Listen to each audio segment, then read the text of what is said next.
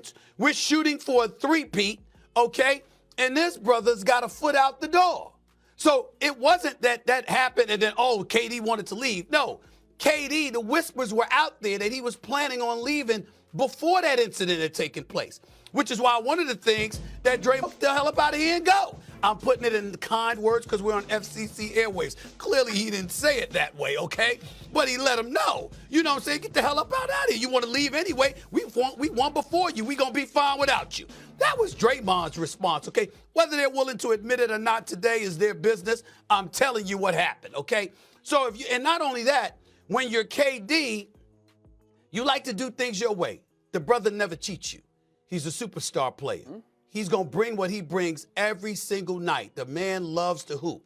But KD is the epitome of somebody who wants to do his job and does not want to be bothered at all. He wants to do his job, and he wants to go home and live his life. He don't want to be bothered. He don't want to be around a bunch of people. That is how he rolls. But you can rely on him to show up and get you 27 a night in his sleep. That's how gifted he is, okay? But he also didn't have the greatest relationship with Steve Kerr, which is why I found it very, very interesting that Steve Kerr gave that quote. Well, I don't blame him coming to his defense. Sure, you coached him in the Olympics. Yes, you did. Sure, you coached him for 4 years. You know what I'm saying? 3 years, rather. You know, you won back-to-back NBA championships. I get that. But in Golden State at the time, it was believed that the relationship between the coach and KD could have been better. Bob Myers, who now works for us, was the GM there at that particular moment in time. The relationship was with him and KD, as opposed to Steve Kerr and KD. And when it was speculation surrounding why KD wanted to leave to begin with, no one would point to one thing definitively. But Steve Kerr's name and the lack of a better relationship definitely was mentioned, okay? And Draymond. Kevin Durant remained with the team after the trade deadline. Here's KD with Malika Andrews on why he decided to stay in Phoenix. I just wanted to read you this quote from Steve Kerr. He said, "I don't blame Kevin one bit for not wanting to rerun things here. He took so much for like, oh, you're jumping on the bandwagon, and then he's the finals MVP 2 years in a row, and he still gets criticized. Why would he want to face all that BS again?" What do you think of that?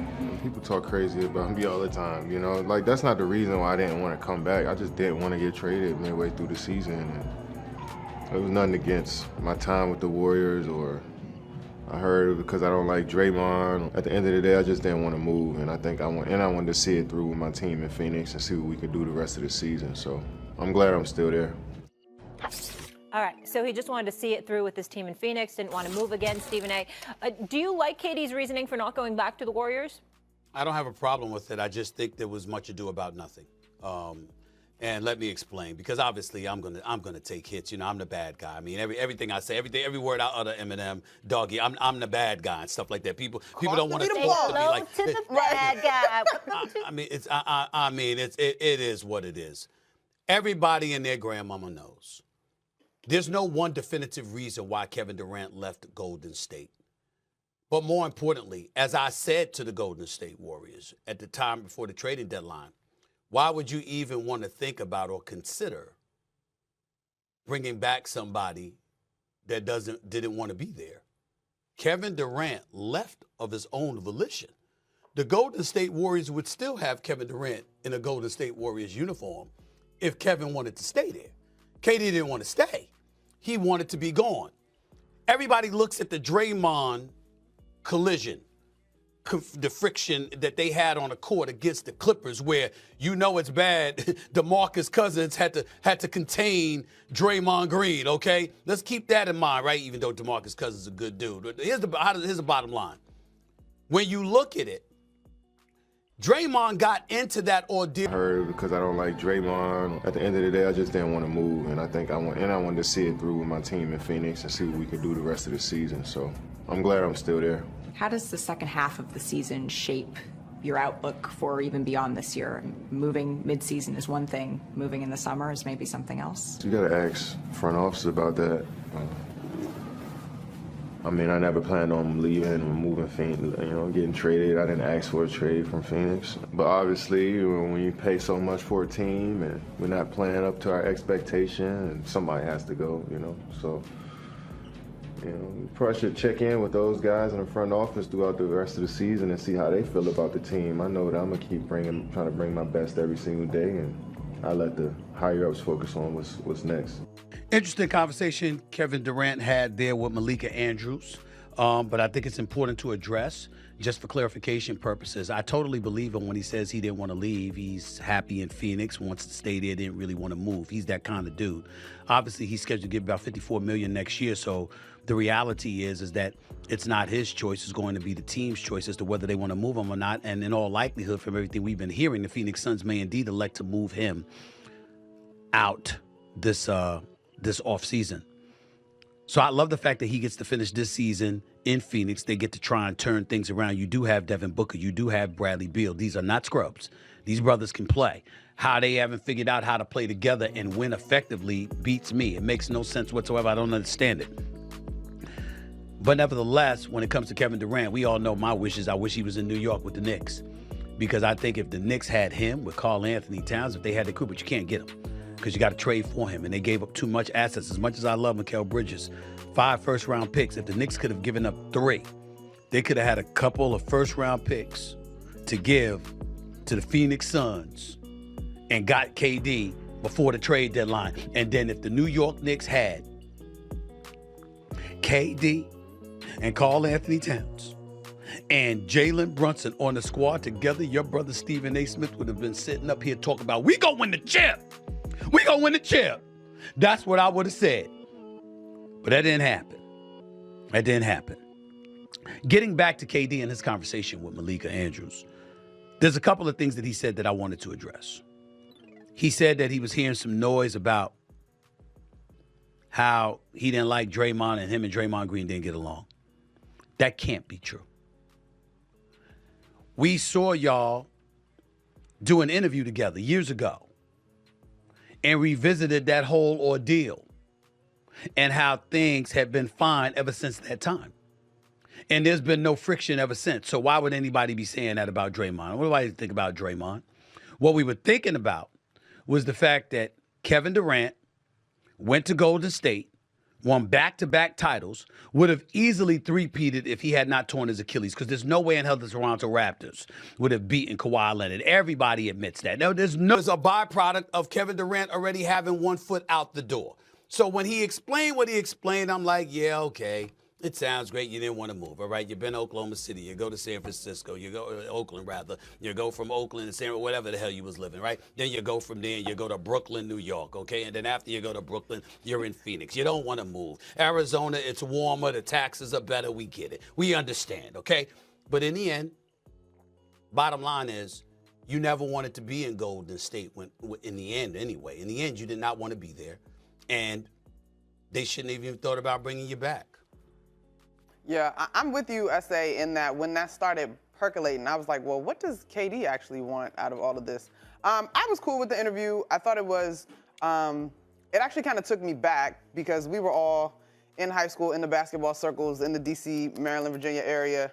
And what I saw was the guy that has always just loved the game. And whether you buy his logic or not, there was, I think, an honesty about the conversation with Malika that reflects just the game, the people that the game introduced you to, the loyalty. Whether you buy Phoenix will figure it out or not, that interview just kind of took me back because KD, he doesn't have anything to prove to anybody. And nothing. And Golden State was successful for what it was. I have long said, probably for 2 seasons now, that at this point in his career, if he wants to be a hired mercenary, he's still valuable, he's still effective, go, do your thing. But I don't see him as a guy that's gonna go backwards in that regard unless it is potentially a ceremonial closeout of sorts. Well, first off, the Steve Kerr quote is the dumbest quote I've ever heard in my life. The fact that he goes to San Francisco and he took all that BS. That wasn't BS. He left Oklahoma City on the brink of a championship and joined a team that won 73 games. Kerr's teammate Michael Jordan, who he won championships with, would never have done that. Doggy. To join a team that was that great if he couldn't beat him? Can I stop you for one thing? Okay, I'm messing up my years, but however long ago that was. Long time. Since then, we have seen so many guys move to go get chips. Does it not, in the archives of now basketball history, in the way that this NBA is moving, you still are not past I want to jump in before Doggy it. answers. I want to jump in before Doggy answers. All right. Doggy, it wasn't just that he left. It's that they were up 3-1 on Golden State. Absolutely, blew the game. Golden State came back, won the series, and a month later he joined them. That was what it was. If you leave, Eminem, if you leave earlier, if you leave to some other team that hadn't just beaten you in the conference finals, that would be different. That's all. He's 100% right. So if we May I finish? Yeah, please. Go ahead. Yeah. Continue. No, I'm serious.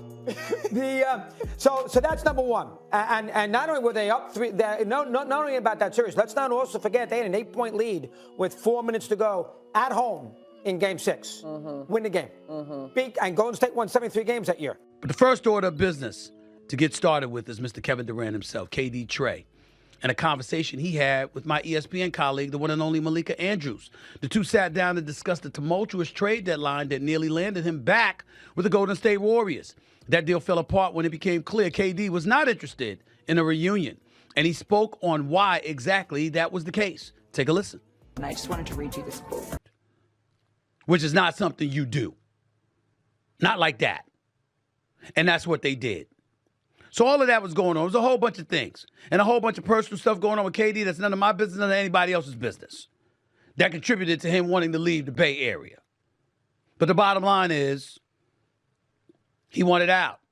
So my attitude is, if you were the Golden State Warriors, why should you want somebody back that left of their own volition, clearly stating they didn't want to stay? That showed you somewhat how desperate Golden State was to make any kind of move. With Joe Lacob, the owner, Peter Guber, the minority owner, obviously Mike Dunleavy Jr. is your GM now, replacing Bob Myers. They were desperate to do something. Jimmy Butler's a damn good pickup, 6-time All-Star, rough and rugged. Jimmy Buckets, playoff Jimmy. That brother shows up. He's special. He's special. But we know KD's another dimension. But I just wanted to bring up the fact that there was a lot that went to that. And now the question that we have to ask ourselves is two things. Number one, what do we think Phoenix is going to do the rest of this year? I say not a damn thing more than they've done. They're going to be an average team. They're going to make it to the postseason. They're going to take their ass home. That's what I believe about the Phoenix Suns. I hope I'm wrong because KD is great and Beal is good people and Devin Booker. I just got love for that brother. He's special. And I think Budenholzer is a hell of a coach. He's a championship coach. We know this. He beat Phoenix for the championship, for crying out loud. It would be nice to see them make a run. I just don't see it. And as a result, they're going to have to make a move. And the likelihood is that they're going to move Kevin Durant. So where would be the ideal place for KD to be in the last year of this deal, paying him $54 million? And by the way, somebody should give him an extension because he's great, and you know that for the next, all he wants to do is hoop. He don't want to be bothered with anything else, but he loves to hoop. And that's what he gets paid to do. So guess what? You're getting your money's worth. Who should get him? I would love it if my Knicks could. I think I might cry. I think I'd cry on national television if KD landed in the New York Knicks. And I don't give a damn what names he's called me. I don't give a damn how much he might dislike me or whatever the case may be. I'd love him for life if he was a New York Knicks fan. You never hear me utter another negative syllable about that brother. I don't give a damn. He'd pass gas, I'd call it perfume if he was in a New York Knicks uniform. And I ain't apologizing for it to anybody. I'm telling you that right now. That's how desperate I am for the Knicks to win a championship. That's how desperate I am. And if KD came there and Karl Anthony Towns and Jalen Brunson didn't have to leave in order for KD to get there, Knicks, yeah. Cleveland, Boston, bring them on. That's how excited I would be, but I'm just fantasizing. Got to think about the other teams. KD in Miami wouldn't be bad. Wouldn't be bad. I'm just saying. Wouldn't be bad at all. I think about that. You know what else I've thought about? As crazy as this sounds, ladies and gentlemen? Since Sam Presti seems to know how to do everything as an executive but win a championship. Everything but win a championship. Wins division crowns, wins playoff series, accumulates an all-star caliber roster, always got a superstar or two on his squad. He seems to know how to do everything but win a championship. You know what I would do? if you Oklahoma City, I know he left Oklahoma City just like he left Golden State. Actually, it was a little bit worse than that because he was up 3-1 in the Western Conference Finals, lost the 3-1 lead, lost to the Golden State Warriors, and then joined them a month later. I get all of that, but that was a long time ago. Bygones are bygones. Who has more assets to offer than the Oklahoma City Thunder? If I'm Phoenix, I reach out to Oklahoma City to try to get some of those assets this summer. Because if I pull that off, and I got Shai Gilgeous-Alexander with KD and Jalen Williams, and I still keep Chet Holmgren as well, and possibly Hartenstein, bring up he's 35, 36 years old, I'm like, chop off a year and a half of that because he wasn't playing basketball. So he still got time, and he's averaging 27 a game. So this brother right here, that is Kevin Durant, I could see him doing that for at least the next 3 years because he just has that kind of skill set. He's 6'11" with a 7'6" wingspan. He's got a handle. He can shoot. He's got a high basketball IQ. He knows what he's doing. Please, ain't nobody going to stop KD. But the real story here is why wouldn't he want to go back to Golden State? Because obviously him reuniting with Steph Curry and Draymond Green, you got to look at Golden State differently. I know we're looking at them differently already with Jimmy Butler. Could you imagine how we would have been looking at them if they had KD back?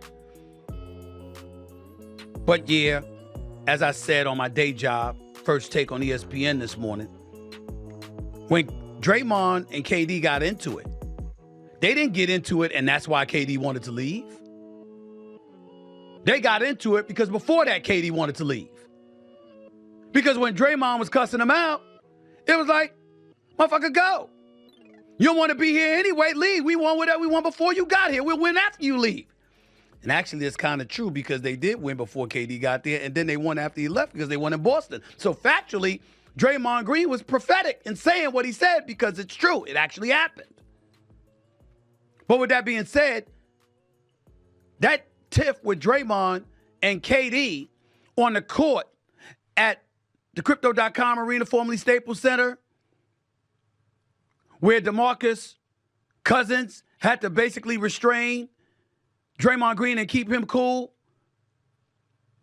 that was a product of KD already having one foot out the door.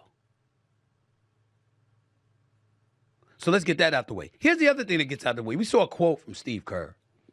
And Steve Kerr talked about he doesn't blame KD for not wanting to come back with all the shit that he had to absorb when he got here, whatever. Steve Kerr left something out. His relationship with KD wasn't the greatest when they were there. Everybody that covers the NBA heard that. You don't want to believe Stephen A? Believe everybody else that covered the NBA. Steve Kerr was obliged to try and have a better relationship with KD, and that's not what it materialized into for whatever reason. Of course, I've heard the reasons, but I'm not going to tell y'all that because we don't know. But we do know that Steve Kerr did not have the greatest relationship with KD. It was Bob Myers, the GM at the time, that had the relationship with KD. It was Bob Myers who escorted KD out of the arena in Toronto when he tore his Achilles into the hospital. It was Bob Myers that was seen crying on the dais when they were talking about KD in terms of all that he endures or whatever. It was a sad moment. I was right there. Y'all had to be there. It was sad to see KD go live like that. And the Toronto fans should have been ashamed of themselves. Like, if you remember, Klay Thompson was waving them off like with disgust because they were cheering that he got injured.